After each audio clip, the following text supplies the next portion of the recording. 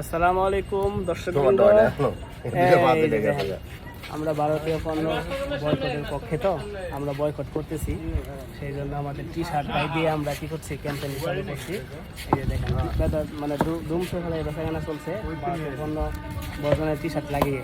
আমরা ভারত বিরোধী অবশ্য, হ্যাঁ, যদিও কি বলবো আসলে সরকার পাচ্ছে না, কিন্তু আমরা পারবো। আমরা ভারত দেশ থেকে আউট করবো ভারতীয় পণ্য বয়কটের মাধ্যমে, ইনশাআল্লাহ ইনশাআল্লাহ। এই যে একটা ভাই, ওনাকেও দেওয়া হয়েছে, উনি আমার গায়ে দেয় না, গায়ে দিবে আর কি। হ্যাঁ, দেখেন, আমরা বেশি বেশি ভারতীয় পণ্য বর্জন করি আর দেশকে নামটাও আসে। হ্যাঁ, আছে আছে, নাম লেখা আছে। ওইটুকুই হয় নাই না, ঠিক আছে।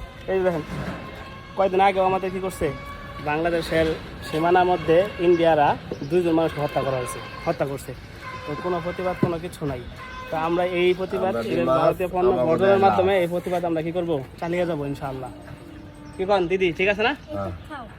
ভারত কিন্তু আমাদের শত্রু, যদিও আমরা কি শত্রু না, এখন শত্রু সত্যি করে কোন ভারত না, আমরা শত্রু না। পাকিস্তানের কথা তো আসে নাই, পাকিস্তানের কথা তো বলি নাই। পাকিস্তান তো বলবো কেন পাকিস্তানের কথা?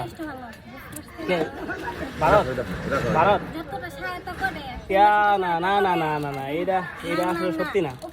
আপনারা আপনি জানেন না তাইলে, বুঝছেন তো? সত্যি কথা, ভারত আমাদের চিরশত্রু, এটা মানতে হইব। শত্রু না না না, বাস্তব শত্রু, জানেন না? তাহলে ভালো করে খবর নিয়ে দেখেন।